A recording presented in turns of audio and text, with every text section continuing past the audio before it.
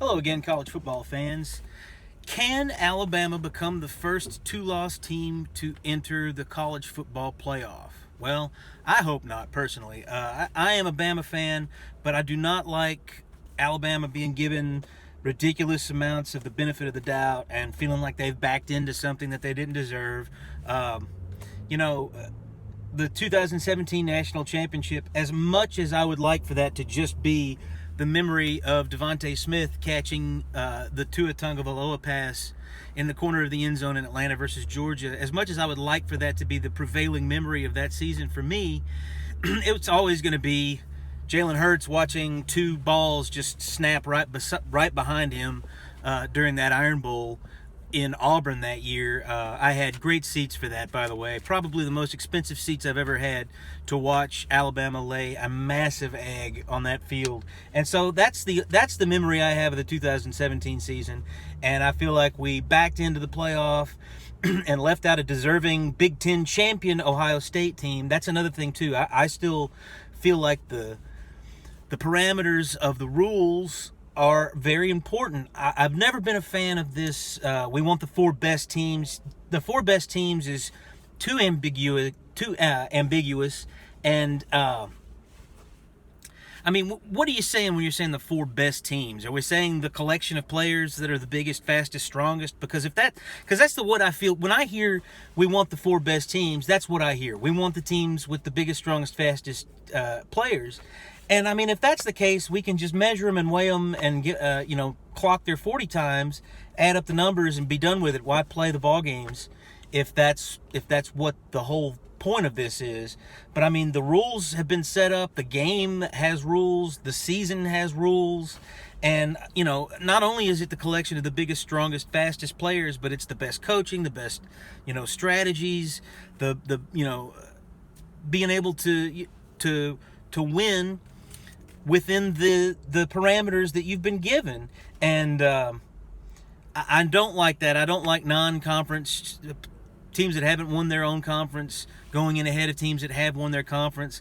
And I don't really care about the level of competition. Now, when we get into the Cincinnatis of the world, that's a different story. But I mean, anybody that's won a Big Five conference championship should be in over a team that hasn't won. Now, going back to the 2012 national championship or 2011 national championship for Alabama, I don't feel great. That's definitely not my favorite championship memory, because I feel like we backed into that one too without winning our conference championship. Now, it was different in those days because it was the BCS and it was just two teams to get in. And we got in over other conference championships, but Alabama and LSU were pretty glaringly the two best by a long margin that year. I don't feel bad about Oklahoma State not getting a chance at LSU that year, because that would have been pretty sad, I think. But it's still, it's still tainted. It's still definitely, those two, 17 and 11, are by far the two bottom of the barrel national championships for me during my lifetime. For those reasons that I just stated. If we're going to make rules and games that have rules, then you ought to have to prove that on the field. But with all that being said, Alabama does get a giant benefit of the doubt that no other teams do, so they certainly could become the first two-loss team. If I think other things would have to shake out. I think Cincy's going to have to lose this year. Because if Cincinnati goes undefeated and a two-loss Alabama team, a team that loses to Georgia in the SEC, because that's the scenario that I'm hearing, that it would have to be a close loss to Georgia in the SEC championship game, and then Alabama would be given consideration. And I'm sure that's true. I'm sure that would happen if that's the scenario that shakes out. I don't want to see it. If we can't win our own conference, and especially in a year like this where there seems to be like a lot of deserving teams, and by the end of the year, we'll see what that looks like. But moving on, I'm just going to go through these teams that I still think are in the discussion based on the college football playoff rankings that we got Tuesday. Obviously, Georgia's number one. Nobody's got a problem with that in the world. And if they do, there's something wrong with them. Number two, Alabama. I felt like that was too high. I mean, it doesn't matter where you're at this point in the season. So I felt like Alabama should have been 4 or 5 maybe. Michigan State, I feel like that's definitely too high for them. They gave Michigan State and Michigan too much credit, I think, in this scenario. But like I said, it's the very first one, and there's still a whole month of football left to be played. And moving down, you got Oregon at number 4. I must admit, I kind of wrote them off after they lost to Stanford, and that's a bad loss. That's of the top 4 teams. That's certainly the worst loss that has been suffered, because Alabama loses to Texas A&M, who's number 14 in this poll right now. But I had forgotten about Oregon, and I definitely wrote them off. But they're in a position now, obviously, if they're number 4 now, if they win out, and the rest of their schedule is not very rocky. I mean, they'll have a Pac-12 championship game that they have to play, and that'll probably be a rematch with UCLA. And we'll see how that shakes out. But right now, Oregon looks like they're in a great position to become only the second Pac-12 team and third time a Pac-12 team has made the playoff. It'd be their second appearance. And so Oregon is somebody that unfortunately I wrote off way too soon in the season. But they're in a great position right now. Ohio State at number 5. I've been pretty vocal about how much I like this team. I was a little bit disappointed with their performance against Penn State, even though it was a 12-point or 11-point win or whatever it wound up being. It was a pretty comfortable point total for a victory. I just had in my mind that Ohio State was a lot further ahead of the next tier of Big Ten teams, but maybe that's why the committee's given them so much credit in this early poll. Cincinnati number 6. I'm of the mindset everybody's always screaming to expand the playoffs so that we can give teams like this a chance. I've always been of the mindset, why are the non-Power 5 conferences even considered a part of Division I or the football bowl subdivision that we're calling it these days? Even 20 years ago, 30 years ago, when I was a little kid watching the games, that made no sense to me. Why would those teams be playing in the same division where a championship is available to that division supposedly, but everybody knows it was never available, especially back in those days, not available to the Baylors or the Bowling Greens and the Tulanes of the world and all those mid-major, we call them mid-majors in basketball. But in basketball, they've got a chance. They've got a shot to win the big crown like everybody else does. But I always thought, instead of expanding playoffs and expanding this and that, why aren't they just their own thing? Why aren't they Division I AA or the FCS or whatever, playing for their own thing? I think that makes a lot more sense than putting Cincinnati at like number 8 in a 12-team playoff, where they might. It's just like the 64-team basketball tournament.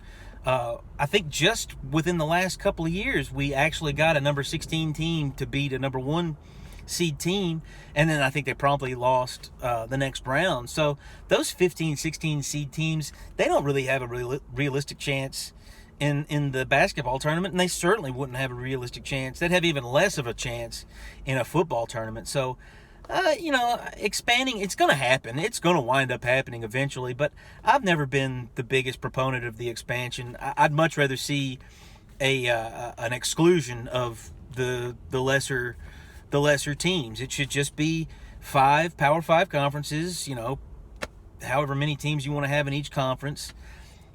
If you want to have I don't know how you would organize a playoff for that, but it'd be a lot easier. It could stay the same way it is right now.